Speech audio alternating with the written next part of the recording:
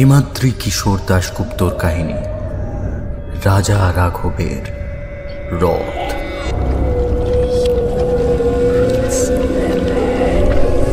পথ ভাবে আমি দেব, রথ ভাবে আমি, মূর্তি ভাবে আমি দেব, হাসে অন্তর্যামী।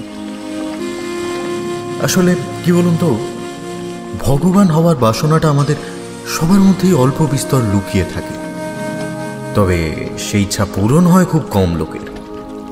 কিন্তু যদি একবার সেই ইচ্ছা পূরণ হয়, তারপর কি হয় তার উদাহরণও বিস্তর ছড়িয়ে আছে আমাদের আশেপাশে। আজ আমরা শুনে নেব এমনই এক গল্প, এক ভয়াবহ রথযাত্রার গল্প। শুনতে থাকুন হিমাদ্রি কিশোর দাশগুপ্তর গল্প রাজা রাঘবের রথ।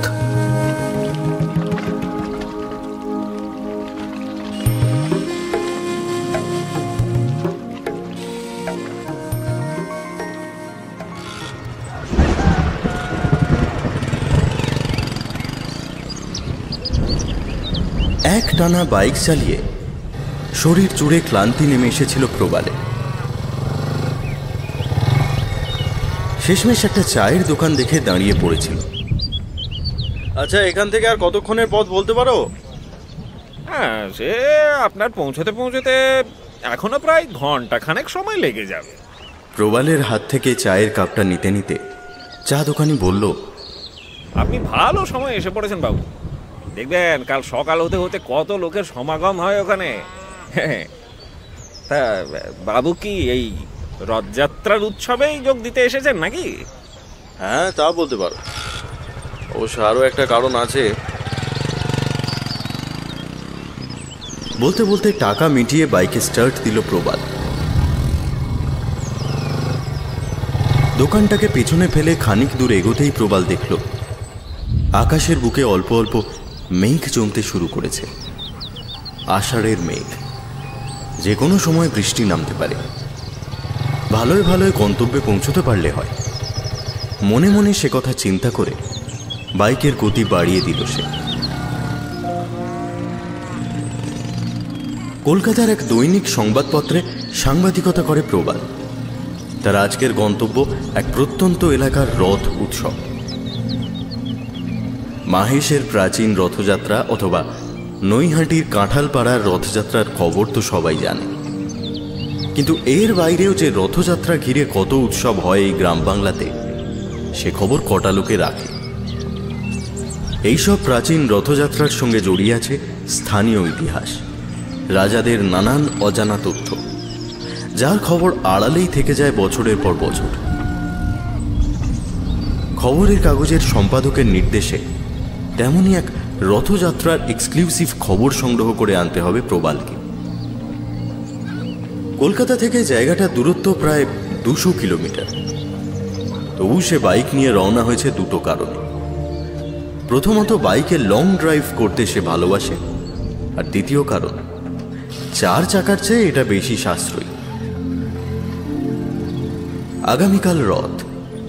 প্রবাল ঠিক করেছে প্রথম দিন সে জায়গাটায় পৌঁছে খবর সংগ্রহ করে রাতটা কাটিয়ে পরদিন রথযাত্রা উৎসব দেখে কলকাতায় ফিরবে। ওখানে পৌঁছে দেবতোষ বাবুকে ফোন করলেই তিনি চলে আসবেন। তিনিই প্রবালের খাওয়া দাওয়া, রাত্রিবাস ইত্যাদির ব্যবস্থা করবেন। টেলিফোনে ভদ্রলোকের সঙ্গে তেমনই কথা হয়ে আছে। সম্পাদকের কাছ থেকে এই অ্যাসাইনমেন্টটা পাওয়ার পর বেশ চিন্তায় ছিল প্রবাল। একদিন অফিস ক্যান্টিনে চা খেতে খেতে অ্যাসাইনমেন্টের কথাটা বলেও ছিল। এ কথা সে কথার পর সিনিয়র রিপোর্টার অর্ধেন্দুর কাছ থেকে পেয়েও গিয়েছিল এই অফবিট জায়গাটার হদিশ। অর্ধেন্দু বলেছিলেন, এই গত বছরই আমি একটা পলিটিক্যাল মিটিং কভার করে ফিরে আসার পথেই একটা বিরাট রথযাত্রা দেখছিলাম। বহু মানুষের সমাগম হয় সেখানে, এবং স্থানীয় এক সাংবাদিকও ছিলেন আমার সঙ্গে, নাম দেবতোষ। তিনি বলেছিলেন ওই রথটা নাকি 200-250 বছর প্রাচীন, এবং সেখানে নাকি একটা ভগ্নপ্রায় জমিদার বাড়িও আছে।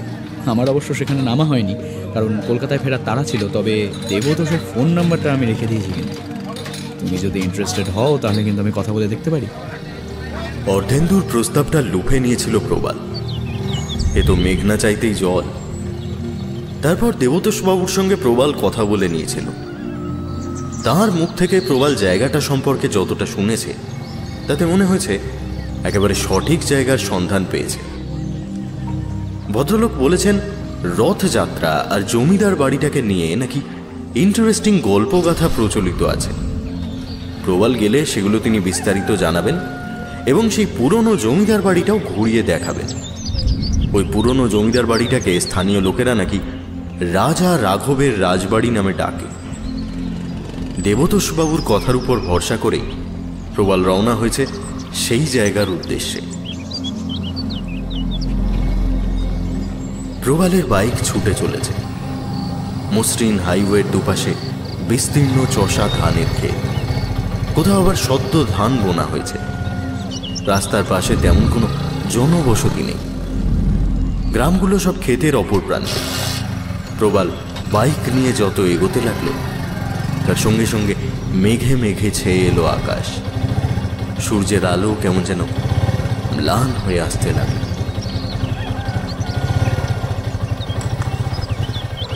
দোকানির কথা মতো 1.25 ঘন্টায় পৌঁছে গেল প্রবাল।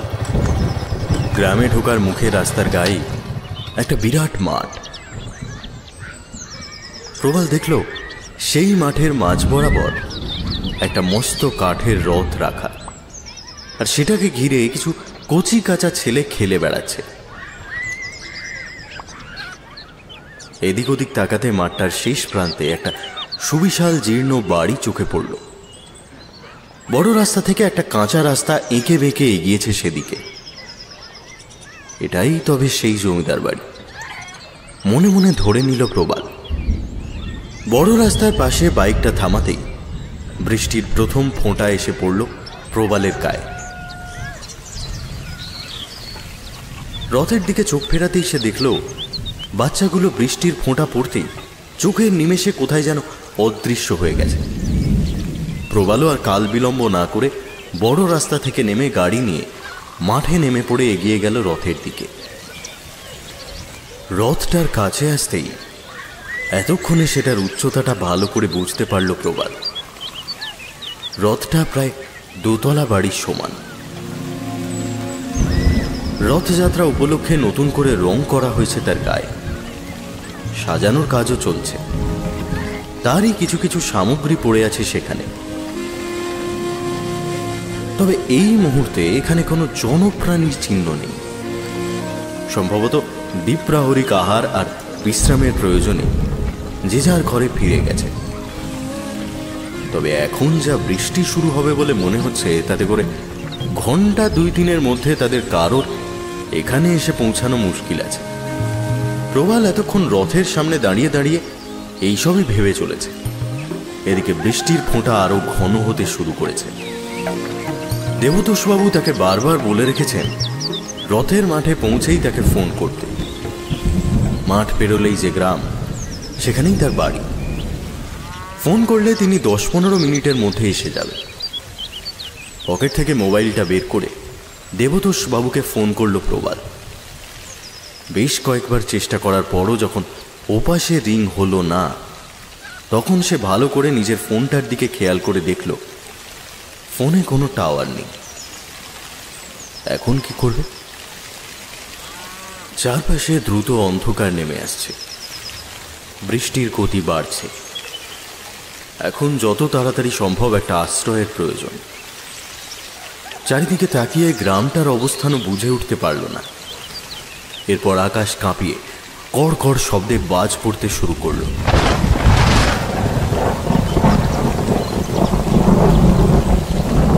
বৃষ্টিতে ভিজতে তেমন কোনো সমস্যা নেই, কিন্তু বজ্রপাতে বড় ভয় প্রবালের। এই মুহূর্তে বজ্রপাতের হাত থেকে মাথা বাঁচানোটা প্রয়োজন। ওই ভগ্নপ্রায় বাড়িটার মধ্যে ঢুকতে পারলে হয়তো রেহাই পাওয়া যেতে পারে। প্রবাল ঠিক করল বৃষ্টি থামলে আবার এই মাঠেই ফিরে আসবে। রাজা রাঘবের রাজবাড়িটা মাঠের যতটা কাছে সে ভেবেছিল ততটা নয়, দূরত্ব বেশ অনেকটা। বাইক নিয়ে সেই ভগ্ন প্রাসাদের কাছে পৌঁছে সে দেখল কচ্ছপের পিঠের মতো একটা উঁচু জায়গার ওপর রাজবাড়ির ধ্বংসস্তূপটা দাঁড়িয়ে আছে। বাড়িটার চারপাশে মনে হয় একসময় পরীক্ষা কাটা ছিল, সেইটা এখন পুকুরের রূপ নিয়েছে। বৃষ্টিটা এমন বাড়তে শুরু করলো যে চারদিকে সব কিছু ঝাপসা হয়ে এলো। পুকুরের ঠিক পাশেই একটা বিরাট তোরণ। তোরণের মাথার উপর ছাদও আছে। আশ্রয় নেওয়ার জন্য জলাশয়টাকে বেড় দিয়ে সেই তোরণের দিকে এগিয়ে গেল প্রবাল। তোরণটার নিচে গিয়ে গাড়ি থেকে নেমে অনেকটা নিশ্চিন্ত হলো, কিন্তু বাড়িটা মাঠটার এক প্রান্তে অবস্থান করায় তোরণ থেকে মাঠটা প্রবালের চোখের আড়ালে চলে গেছে। যাই হোক, প্রবাল এবার তোরণের ভিতর দিকে উঁকি ঝুঁকি দিতে লাগলো, অর্থাৎ খণ্ডহর জমিদার বাড়ির মূল অংশটা যেদিকে আছে সেই দিকে। ইট বিছানো একটা চওড়া রাস্তা ধীরে ধীরে ওপর দিকে গিয়ে একটা বাঁকের আড়ালে হারিয়ে গেছে, বা বলা যায় ওপর থেকে ঢালু হয়ে রাস্তাটা তোরণ পর্যন্ত এসেছে। রাস্তার দুপাশে উঁচু দেওয়াল তোলা, তাদের গায়ের পলেস্তারা খসে পড়েছে। বুনো ঝোপঝাড় আগাছা জন্মেছে রাস্তার পাশে। বৃষ্টি থামার কোনো লক্ষণ নেই। প্রবাল তোরণের ছাদের নিচে দাঁড়িয়ে আছে। মাঝে মাঝে বাতাসের দাপটে জল এসে ভিজিয়ে দিচ্ছে ওর গা, তবুও প্রবাল এক মনে বৃষ্টি দেখে চলেছে। ঠিক এমন সময় প্রবালকে অবাক করে দিয়ে পেছন থেকে একটা কণ্ঠস্বর ভেসে এলো। ওখানে দাঁড়িয়ে দাঁড়িয়ে ভিজছেন কেন? আপনি কে আর কোথা থেকে আসছেন? কথাটা শুনে সে ফিরে তাকিয়ে দেখল ছাতা মাথায় একজন বৃদ্ধ লোক এসে দাঁড়িয়েছে ঠিক তার পেছনে। চমকে উঠল প্রবাল। এত দুর্যোগের মধ্যে লোকটা এলো কোথা থেকে? বৃদ্ধের পরনে ধুতি আর ফতুয়া, তবে তা খুবই মলিন, মুখে ভর্তি দাড়ি। প্রবালের তাকে দেখে মোটামুটি ভদ্রলোক বলেই মনে হল। বিস্ময় কাটিয়ে সহজ ভঙ্গিতে সে বলল, আমি কলকাতা থেকে এখানে রথ উৎসবে এসেছি, কিন্তু যা দুর্যোগ শুরু হয়েছে মাথা বাঁচাতে এখানে এসে দাঁড়িয়েছি। বৃষ্টি থামলেই মাঠে চলে যাব। বৃদ্ধ প্রবালের জবাব শুনে কয়েক মুহূর্ত তাকে ভালো করে দেখার পর বললেন, যা বাতাস হচ্ছে, ওখানে দাঁড়িয়ে থাকলে পুরো ভিজে যাবেন। আসুন, আমার সঙ্গে আসুন। যাব মানে কোথায় যাব? ওই দিকে সামনেই একটা ঘর আছে, আসুন আসুন। তার আহ্বানের মধ্যে এমন একটা আন্তরিক ভাব ছিল যে তার অগ্রাহ্য করতে পারল না প্রবাল। বৃদ্ধ ছাতা মাথায় ভিতরের সেই রাস্তা বেয়ে হাঁটতে শুরু করলেন, আর প্রবালও গাড়িটা নিয়ে ধীরে ধীরে তার পেছন পেছন এগোতে লাগলো। আনুমানিক 100 ফুট এগিয়ে রাস্তাটা ওপরে উঠে বাঁক নিয়েছে। সেই বাঁকের মুখে পৌঁছে গেল তারা দুজন। রাস্তাটা একইভাবে আরও ওপর দিকে উঠেছে। প্রবল বৃষ্টির জন্য ওপরের দিকটা তেমন ঠাহর করতে পারল না প্রবাল। প্রথম বাঁকটা অতিক্রম করতেই ভিতরের দিকের প্রাচীরের গায়ে বেশ কয়েকটা ঘর। তেমনি একটা ঘরের সামনে পৌঁছে বৃদ্ধ বললেন, আসুন, ঘরে আসুন।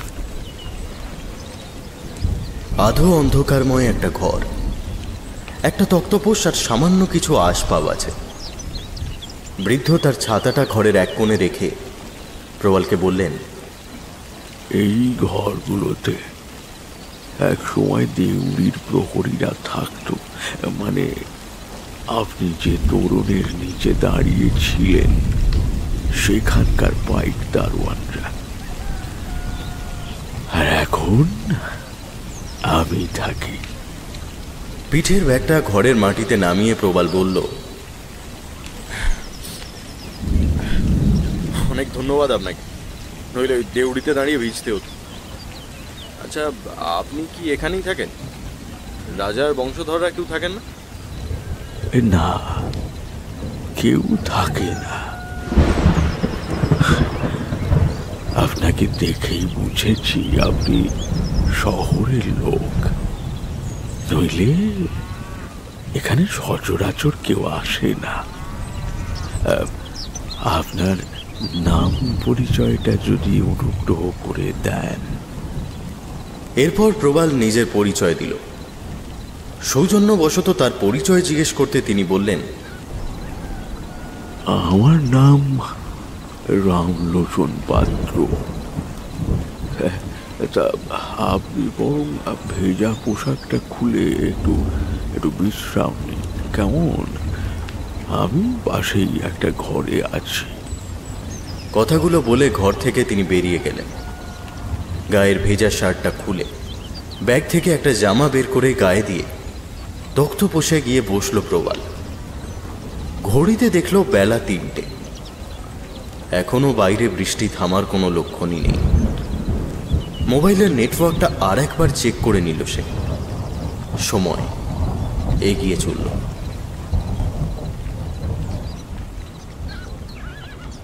বিকেল 5টা নাগাদ বৃষ্টি থামল। প্রবাল ঠিক করল এবার রথের মাঠে ফিরে যাবে। মোবাইলে নেটওয়ার্ক না এলেও মাঠে নিশ্চয়ই লোকজন আসবে। যোগাযোগ করতে হবে দেবতোষবাবুর সঙ্গেও। এমনকি এও হতে পারে তিনি প্রবালকে খুঁজতে মাঠেই চলে এসেছেন। এসব ভাবতে ভাবতে কিট ব্যাগটা পিঠে নিয়ে ঘরের বাইরে বেরিয়ে বাইকের কাছে এসে দাঁড়ালো প্রবাল। ঠিক তখনইও দেখল দেউড়ির দিক থেকে রামলোচন বাবু আসছে। ওর সামনে এসে দাঁড়াতেই প্রবাল হেসে বলল, আচ্ছা, আমি তবে আসি এবার। রথের মাঠে আপনি এলে আপনার সঙ্গে দেখা হবে। আশ্রয় দেওয়ার জন্য আপনাকে অনেক ধন্যবাদ। কিন্তু এখন মনে হয় আর যাওয়া হবে না। দেউড়ির কাছে চলুন, তাহলে ব্যাপারটা বুঝতে পারবেন। রামলোচনের কথাটা শুনে প্রবাল এগিয়ে গেল তার সঙ্গে। যে রাস্তাটা দিয়ে প্রবাল এ জায়গায় এসেছিল এখন সেই রাস্তা জলের তলায়। বর্তমানে এখান থেকে বেরোবার এই একটাই মাত্র পথ। জল নামবে, তবে 5-6 ঘন্টা সময় লাগবে। সে কি হবে তাহলে? 5-6 ঘন্টা মানে তো প্রায় মাঝরাত।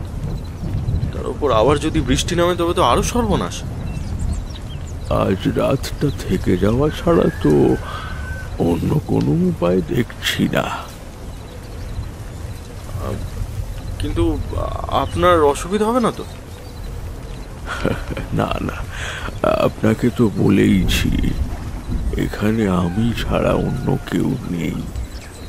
তাছাড়া আপনাকে যখন আমি আশ্রয় দিচ্ছি, এখন কোনো বিপদ এলে তার থেকে আপনাকে রক্ষা করার দায়ও আমার। তা এবার ফেরা যাক। এরপর বৃদ্ধ নিজে থেকেই প্রাসাদের ইতিহাস বলতে শুরু করলেন প্রবালকে। আপনি হয়তো শুনে থাকবেন যে এটা রাজা রাঘবের রাজবাড়ি। আদতে তিনি ছিলেন জমিদার, কিন্তু তার প্রভাব প্রতিপত্তির জন্যেই সবাই তাকে রাজা বলে ডাকত। আর এই বাড়িটাকে রাজবাড়ি। জমির চারপাশে পরিখা খনন করার পরে ঠিক মাঝখানে সেই পরিখার মাটি দিয়ে ঢিবি বানিয়ে তার উপরে রাজবাড়ির মূল প্রাসাদ নির্মাণ করা হয়েছিল। ইংরেজ আমলের প্রথম দিকের সময় সেটা। এই পথটা সোজা গিয়ে শেষ হয়েছে রাজবাড়ির সামনে। পথটা এমন ঢালু করা হয়েছিল ওই হাতি চলাচলের সুবিধার জন্য। আপনি চাইলে আপনাকে সামনেটা একটু ঘুরিয়ে আনি। বেশ তো, চলুন না। আবার ঢাল বেয়ে সামনে হাঁটতে শুরু করলো দুজনে। আর এরপরই একটা সমতল জায়গাতে উঠে এলো তারা। দুপাশের প্রাচীর সেই উঠানের মতো জায়গায় গিয়ে শেষ হয়েছে, আর তার পেছনেই রয়েছে বিশাল রাজবাড়ির ধ্বংসস্তূপ। বুনো লতাগুল্ম দুর্ভেদ্য প্রাচীর রচনা করেছে রাজবাড়ির গায়ে। বোঝাই যাচ্ছে সেখানে বর্তমানে কোনো মানুষের পক্ষে থাকা সম্ভব নয়। তবে যে জিনিসটা প্রবালের সবচেয়ে বেশি দৃষ্টি আকর্ষণ করল তা হলো ঢালের মাথার উপর উঠোনের মাঝে দাঁড়িয়ে একটা বিশাল লোহার রথ। রথটার উচ্চতা অন্তত 20 ফুট হবে, চাকার উচ্চতাই প্রায় 6 ফুটের মতো, অনেকটা রোলারের চাকার মতো চওড়া ও ভারী। এই চাকাগুলো নিয়ে জগদ্দল পাথরের মতো রথটা কত যুগ ধরে সেখানে দাঁড়িয়ে আছে কে জানে। চাকার ভূমি সংলগ্ন অংশটা বেশ খানিকটা মাটিতে গেঁথে গেছে। একটা কালো কুচকুচে দোতলা রথ। প্রবাল বিস্মিতভাবে রথটার দিকে তাকিয়ে বলে উঠল, এটা কার রথ? রাজা রাঘবের।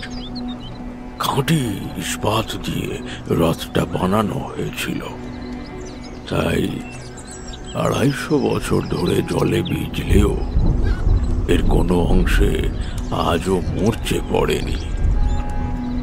এর ওজন 5 টন। এটা হলো রাজার রথ, আর মাঠে আছে প্রজার রথ। রথ নিয়েই তো খবর সংগ্রহ করতে এসেছে প্রবাল। ভারী উৎসাহ বোধে বলল, এই রাজার রথ আর প্রজার রথের মধ্যে কোনো সম্পর্ক আছে নাকি? তা তো আছে। একটা রথ তৈরি না হলে হয়তো আর একটা রথও তৈরি হতো না। তার মানে? মানে বলছি, যে রথটা দেখছেন এইটা, আর এখানকার রথযাত্রাকে কেন্দ্র করে একটা কাহিনী প্রচলিত আছে এই অঞ্চলে। অনেকেই অবশ্য সে কাহিনী জানে, কিন্তু বিশ্বাস করে না। কাল সকালে আপনি ফেরার আগে আমি রাজা রাঘবের রথের গল্প শোনাব। গল্প নয়, সত্যি ঘটনা। বৃষ্টি থামলেও আকাশে মেঘের আনাগোনা লেগেই আছে। তার ফাঁক কোলে বেলা শেষের আলো এসে পড়েছে রাজা রাঘবের প্রাসাদ ও তার সামনে দাঁড়িয়ে থাকা রথটার ওপর। অদ্ভুত নিস্তব্ধ পরিবেশ বিরাজ করছে বৃষ্টি স্নাত ধ্বংসস্তূপের চারপাশে। একটা বিষণ্ণতাও যেন ছড়িয়ে আছে প্রাসাদের গায়ে। সেদিকে তাকিয়ে প্রবাল জানতে চাইল, আচ্ছা, রাজা রাঘব মানুষ হিসেবে কেমন ছিলেন? অত্যন্ত প্রতাপশালী। প্রজাপীড়নেও যথেষ্ট নাম করেছিলেন তিনি। যেমন সেকালে অনেক জমিদারি করেছিলেন। ওর পূর্বপুরুষেরা ডাকাত ছিলেন আর কি। সেই লুণ্ঠনের পয়সাতেই তিনি জমিদারি প্রতিষ্ঠা করেন। নামে রাঘব হলেও দেখতে রাবণের মতো ছিলেন তিনি। ঘোর বর্ণ, বিশাল দেহী, ভীতিপ্রদ চেহারা ছিল তার। তার নায়ক তাকে অনেকবার বোঝাবার চেষ্টা করেছিলেন যে প্রজাপীড়নের ফল ভালো হয় না। তিনি শোনেননি। শেষ পর্যন্ত তাকে প্রজাদের হাতেই বেঘরে মরতে হলো। প্রজাদের হাতে? কেন?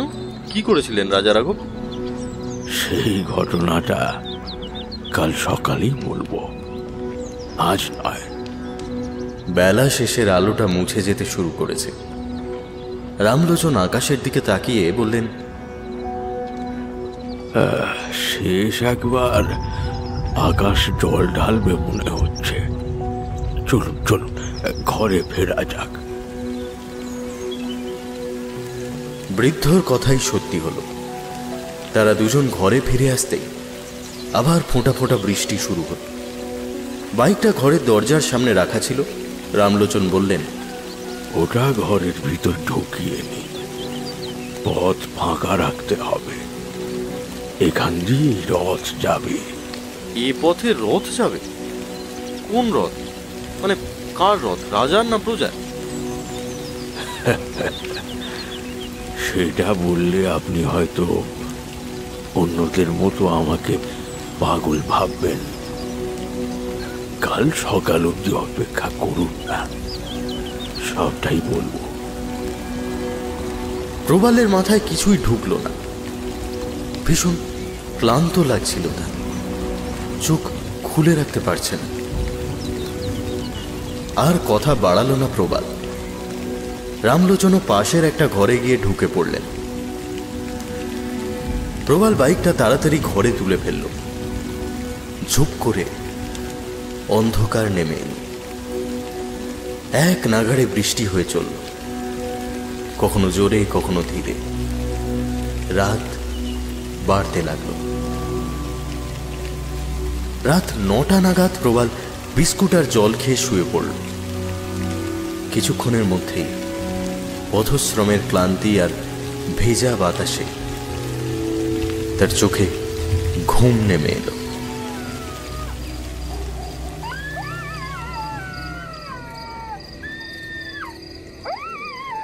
প্রায় মাঝরাত। হঠাৎ শিয়ালের ডাকে ঘুম ভেঙে গেল প্রবালের। মেঘ কেটে গেছে। আধ খোলা জানলা দিয়ে অল্প অল্প চাঁদের আলো ঢুকছে ঘরে। অন্ধকারে চেয়ে থেকে কিছুক্ষণ পর প্রবালের মনে হলো একটা লোক যেন হেঁটে গেল তার ঘরের সামনে দিয়ে। প্রথমে সে ভেবেছিল রামলোচন হবে হয়তো, কিন্তু এরপর সে দেখল একসঙ্গে 3-4 জন লোক পরপর চলে গেল রাস্তা দিয়ে। তার পেছন পেছন আরো কয়েকজন লোক একইভাবে হেঁটে গেল। অবাক হলো প্রবাল, এখানে তো কোনো লোক থাকে না। ব্যাপারটা খতিয়ে দেখতেই প্রবাল বিছানা ছেড়ে উঠে দরজা খুলে দাঁড়ালো। ঠিক সেই সময় আরো একদল লোক দেউড়ির দিক থেকে উঠে এসে এগোলো ওপর দিকে। পোশাক দেখে তাদের গ্রামবাসী বলেই মনে হলো প্রবালের। কৌতূহলবশত তাদের পিছনে হাঁটতে শুরু করলো সে। তাকে ওপরের সমতল জায়গা পর্যন্ত যেতে হলো না। বলা ভালো সে পৌঁছাতে পারল না, কারণ ইতিমধ্যেই বেশ কিছু লোক সেখানে উপস্থিত হয়েছে। আর এরপর সেই ঢালের মতো রাস্তা থেকেই ওপর দিকে তাকিয়ে বিস্মিত হলো প্রবাল। উঠোনের মতো জায়গাটাতে দাঁড়ানো রথটাকে ফুলমালা দিয়ে ইতিমধ্যেই কারা যেন সাজিয়ে ফেলেছে। কয়েকজন লোক মিলে এখন রথ টানার জন্য কাছি বাঁধছে রথের গায়ে। এত রাতে রথ টানার জন্য প্রস্তুতি শুরু হয়েছে। অদ্ভুত। জগদ্দল পাথরের মতো এই রথটাকে তবে টানাও হয়? বৃদ্ধ রামলোচন কি তবে এই রথের কথাই বলছিলেন? ভিড়ের মধ্যে তাকে দেখতে পেল না প্রবাল। উপস্থিত গ্রামবাসীরা নিজেদের মধ্যে চাপা স্বরে নানান কথা বলে চলেছে কাজ করতে করতে। প্রবাল ঢালু পথটার মাঝখানে দাঁড়িয়ে দেখতে লাগলো সবকিছু। আরো বেশ কয়েকজন লোক নিচ থেকে উঠে প্রবালের পাশে এসে দাঁড়ালো। রথের দড়ি বাঁধা শেষ। সেই মোটা রশি এর ওর হাত ধরে প্রবালের হাত পর্যন্ত পৌঁছে গেল। আর এরপরই হঠাৎই কয়েক মুহূর্তের জন্য চারপাশ অদ্ভুত রকম নিশ্চুপ হয়ে গেল। আর তারপরে রাজবাড়ির দিক থেকে হঠাৎই একটা চিৎকার শোনা গেল। গ্রামবাসীরা যেন এই সংকেতের অপেক্ষায় ছিল। তারা টান দিল রথের দড়িতে। প্রথমে একটু কেঁপে উঠে জগদ্দল পাথরের মতো রথটা এগোতে থাকলো ঢালের দিকে। তারপর ঢালের কাছে এসেই হুড়মুড় করে নিচের দিকে নামতে শুরু করলো রথটা। যারা দড়ি টানছিল তারা দড়ি ছেড়ে দিয়ে পালাবার চেষ্টা করলো, কিন্তু কোথায় পালাবে তারা? দুপাশেই যে দেওয়াল, ভারী রথের চাকার তলায় পিষে যেতে লাগলো তারা। মুহূর্তের মধ্যে প্রচন্ড গোলযোগ আর্তনাদে ভরে উঠল চারপাশ। হতভম্ব প্রবাল এরপরই দেখতে পেল রথটা তার দিকেই এগিয়ে আসছে তাকে পিষে দেওয়ার জন্য। ঠিক সেই সময় আচমকা তার পাশে আবির্ভূত হলেন রামলোচন। এক ধাক্কায় তিনি প্রবালকে ছিটকে ফেললেন, প্রাচীরের গায়ে একটা খোপ মতন জায়গা, কিন্তু রামলোচন নিজেকে বাঁচাতে পারলেন না। রামলোচনকে পিষে দিয়ে তার গা ঘেঁষে ঝড়ের গতিতে নেমে যাচ্ছে রথটা।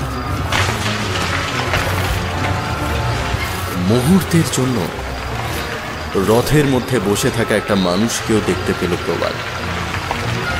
স্বর্ণালঙ্কারে সজ্জিত ভীম দর্শন কৃষ্ণকায় একটা লোক, মোটা গোঁফ বাবরি চুল, তার চোখ দুটো যেন জ্বলছে। রাজা রাঘব। কয়েক মুহূর্তের মধ্যেই রাজা রাঘব তার রথ নিয়ে অদৃশ্য হল প্রবালের চোখের আড়ালে। আর এরপরই নিচের দিকে যেন একটা জলোচ্ছ্বাসের শব্দ হল। প্রবাল বেশ বুঝতে পারল দেউড়ি অতিক্রম করে রথটা জলাশয়ে গিয়ে ছিটকে পড়ল। পুরো ঘটনাটা ঘটতে মাত্র কয়েক মুহূর্ত সময় লাগল। প্রবাল কোনো ক্রমে মাটি ছেড়ে উঠে দাঁড়াল। চারপাশে ছড়িয়ে আছে রথের চাকার নিচে থেতলে যাওয়া মৃত মানুষের লাশগুলো। আতঙ্কিত প্রবাল এবার নিচের দিকে ছুটতে শুরু করল। ঘরে ঢুকেই দরজা বন্ধ করে দিল। এগিয়ে চলল রাত। জানলার বাইরে তাকিয়ে বসে রইল প্রবাল। তারপর কিভাবে যে বাকি রাতটা কেটে গেল তা বুঝতে পারল না সে। একসময় ধীরে ধীরে বাইরে আলো ফুটতে শুরু করল।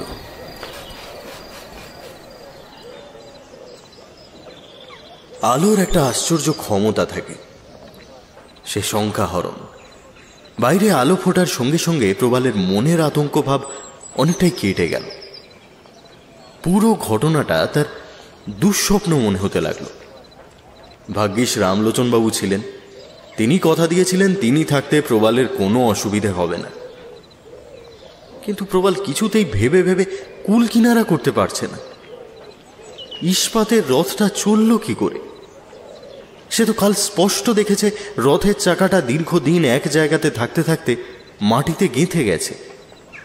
ওকে নড়ানো কি সহজ ব্যাপার? এসব কথাই ভাবছিল প্রবাল। হঠাৎ দরজাতে টোকা পড়ল। প্রবাল উঠে গিয়ে দরজা খুলতেই দেখল তার সামনে একজন শার্ট প্যান্ট চশমা পরা লোক দাঁড়িয়ে, আর তার পেছনে একটু তফাতে আরো দুজন লোক। চশমা পরা লোকটা একটু ইতস্তত করে জানতে চাইলেন, আপনি কি সাংবাদিক প্রবাল বসু? কলকাতা থেকে আসছেন? হ্যাঁ, আমি প্রবাল। আমি দেবতোষ। কাল বিকেলে কি ঝড় জলটাই না হলো, তার উপর মোবাইলে টাওয়ার ছিল না বলে আপনার সঙ্গে যোগাযোগও করতে পারছিলাম না। বৃষ্টি থামার পর মাঠে এসে আপনাকে খুঁজেও পেলাম না। রাতের দিকে শুনতে পেলাম দুটো বাচ্চা ছেলে নাকি একজন লোককে বাইক নিয়ে এখানে ঢুকতে দেখেছে। অনুমান করলাম নিশ্চয়ই আপনিই হবেন। পুকুরের জল উঠে যাওয়ার কারণে বাইরে বেরোতে পারেননি, তাই তো? তবে একটা বিষয়ে নিশ্চিত ছিলাম, এখানে আপনি সুরক্ষিত থাকবেন। রামলোচন খ্যাবাটে হলেও ভালো লোক, সে নিশ্চয়ই থাকতে দেবে আপনাকে। যাই হোক, আলো ফোটার পর জল নেমেছে দেখার সঙ্গে সঙ্গেই চলে এলাম। যাক, এবার নিশ্চিন্ত হওয়া গেল।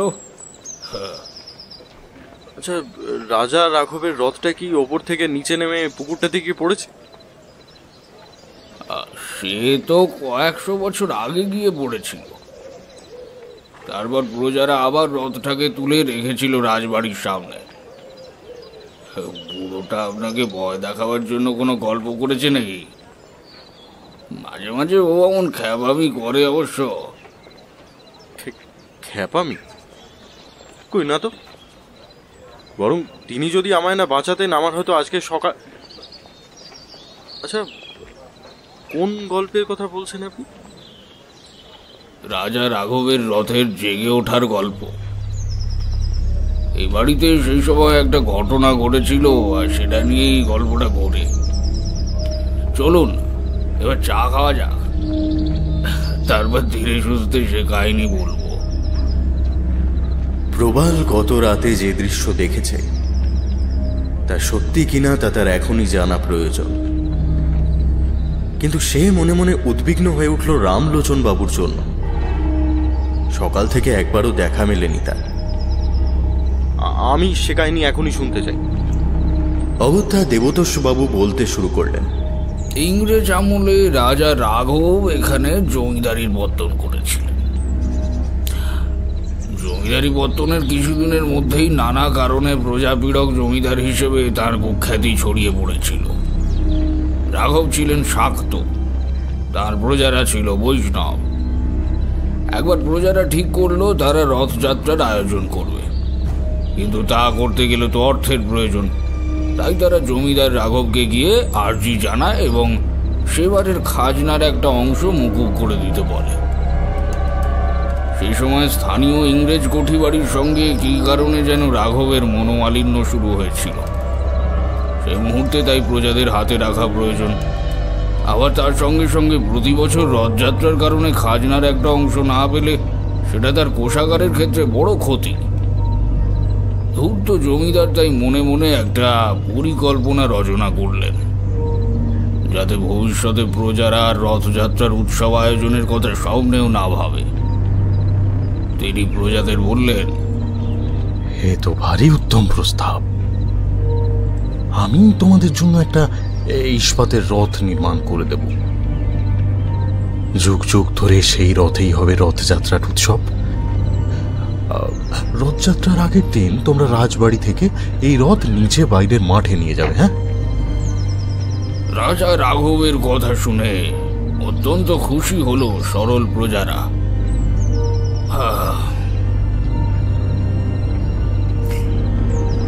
রাজবাড়ির সামনে কর্মকাররা তৈরি করলো বিশাল সেই ইস্পাতের রথ। নির্দিষ্ট দিনে একদল প্রজা রথ নিতে এলো। ঢাল দিয়ে যখন কোনো চাকাওয়ালা ভারী বাহন নিচের দিকে নামানো হয়, তখন তার পিছনেও দড়ি বেঁধে টেনে ধরে রাখা হয়, যাতে সেটা হুড়মুড় করে নিচে না নেমে পড়ে। সেই রথেও তেমনই সামনে পিছনে দড়ি বাঁধা ছিল। কিন্তু রথটা ঢালের মুখে এসে নামতে শুরু করা মাত্রই ভয়ঙ্কর বিপত্তি হলো। পিছনে বাঁধা দড়িটা রথ থেকে গেল খুলে, আর প্রকাণ্ড রথটা সামনে সব লোকজনকে পিষে দিয়ে হুড়মুড় করে নিচে নেমে তোরণের ভারী দরজা ভেঙে সেখানেই আটকে গেল। আসলে কাজটা রাজা রাঘবই করিয়েছিলেন। তিনি লোক লাগিয়ে রথের পিছনের রশিটা এমন কৌশলে বাঁধতে বলেছিলেন যে বেশি টান লাগলেই যাতে সেটা খুলে যায়। রাজা রাঘব আসলে ভেবেছিলেন লোকে ব্যাপারটাকে দুর্ঘটনা ভাববে, আর রথযাত্রার মতো শুভ কাজে একবার যদি বাধা পড়ে তবে তা চিরদিনের জন্য বন্ধ করে দেওয়াই রীতি। কিন্তু ধর্মের কল বাতাসে নড়ে। রথযাত্রা সেবারের মতো বন্ধ হয়ে গেল ঠিকই, কিন্তু কিভাবে যেন জানাজানি হয়ে গেল ব্যাপারটা। প্রজারা সংঘবদ্ধ হলো প্রতিশোধ নেওয়ার জন্য। স্থানীয় ইংরেজ কোঠির প্রধান জমিদারিটা করায়ত্ত করার জন্য গ্রামবাসীদের বললেন, তোমরা প্রতিশোধ নাও, আমরা তোমাদের পিছনে আছি। সামনের বার রথযাত্রা হবে, আমরা প্রয়োজনে তোমাদের অর্থ সাহায্য করব। ব্যাস, রাজা রাঘবের ভবিষ্যৎ রচনা হয়ে গেল। এরপর একদিন প্রজারা আচম্বিতে অস্ত্রশস্ত্র নিয়ে ঢুকে পড়ল রাজবাড়িতে। পাইক লেঠেলরা যারা তাদের বাধা দিতে এলো, তারা সবাই মারা পড়ল গ্রামবাসীদের হাতে। চলল লুণ্ঠন। রাজা রাঘবকে বন্দি করা হলো, তাকে চড়ানো হলো তাঁরই রথে। তারপর রথ উপর থেকে ঠেলে দেওয়া হলো। রথ দুর্বার গতিতে নিচে নেমে দেউড়ি অতিক্রম করে ছিটকে পড়ল পুকুরের জলে। এভাবেই মৃত্যু হলো রাজা রাঘবের। আর পরের বছর থেকে গ্রামবাসীরা রথযাত্রা উৎসব শুরু করলো। মাঠে যে রথটা আপনি দেখেছেন সেটাই ওই রথ। ওর নাম প্রজার রথ। বুড়ো রামলোচন বলেন যে প্রতি রথযাত্রার আগের রাতে নাকি রাজা রাঘব আর মৃত গ্রামবাসীরা সবাই এই রাজবাড়িতে উপস্থিত হন। সেদিনের 250 বছর আগের ঘটনার নাকি পুনরাবৃত্তি হয়। রাজা রাঘবের রথ নাকি চলতে শুরু করে। মানুষ মারার পর রাজাকে নিয়ে নাকি রথটা পুকুরে গিয়ে পড়েছিল, অর্থাৎ 2 রাতের ঘটনার একসঙ্গে পুনরাবৃত্তি হয়। বলুন, এই কথা কি বিশ্বাস করা যায়? চলুন এবার নিচে নামা যাক নাকি? হ্যাঁ হ্যাঁ চলুন, কিন্তু তার আগে রামলোচন বাবুর সঙ্গে একবার দেখা করে যাই। দুর্যোগের রাতে তিনি আমাকে রক্ষা করেছেন। বৃদ্ধ রামলোচনকে আশপাশের ঘরগুলোতে না পেয়ে প্রবালরা এগোলো ওপর দিকে, আর তারপরই দেখতে পেল তাকে। ওপরের উঠোনটার ঠিক নিচের ঢালের গায়ে মুখ থুবড়ে পড়ে আছে তার মৃতদেহ,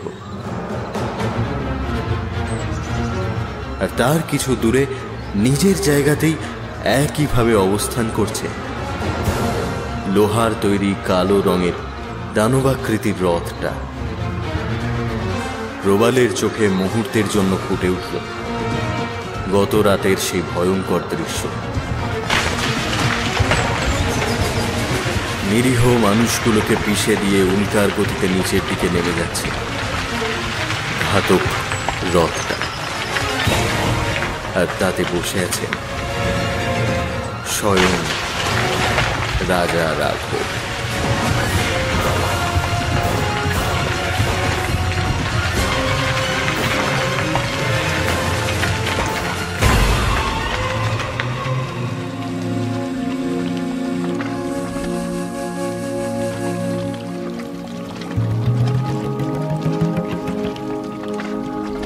ক্ষমতা মানুষকে অন্তর্যামী করে তোলে এবং ক্ষমতাই হয়ে দাঁড়ায় সেই অন্তর্যামীর একমাত্র সীমাবদ্ধতা।